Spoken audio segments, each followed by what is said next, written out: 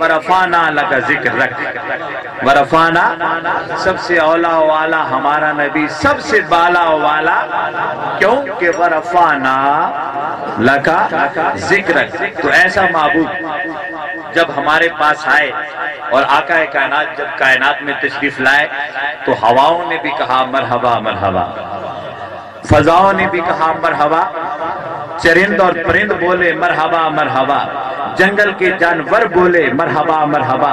یہ میں حدیثیں سنا رہا ہوں۔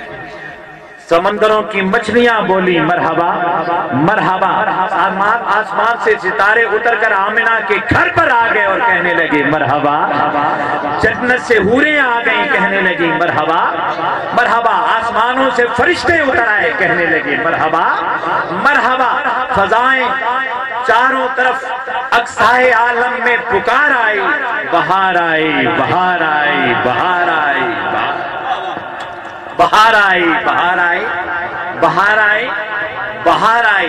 تو کائنات کی کوئی شے ایسی نہ تھی جس نے مصطفیٰ کی آمد پہ مرحبا مرحبا کے نعرے نہ لگائے ہوں۔ افسوس اے امتی، تو پوچھتا ہے کہاں لکھا، تو پوچھتا ہے کہاں لکھا ہے۔ نہ ہواؤں نے پوچھا کہاں لکھا، نہ فضاؤں نے پوچھا کہاں لکھا، نہ جنگل کے جانوروں نے پوچھا کہاں لکھا ہے۔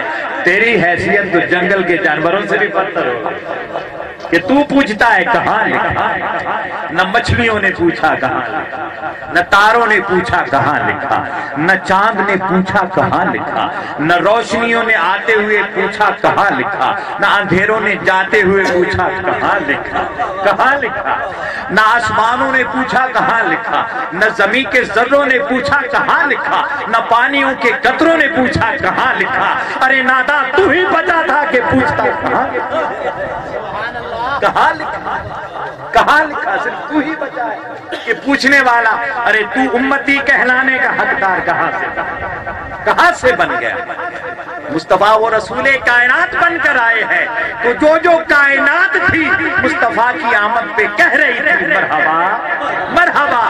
ارے کائنات میں تو بھی کہیں ہے کہ نہیں ہے کہ نہیں ہے؟ کیونکہ جو کائنات ہے وہ کہتی ہے دیدہ کور کو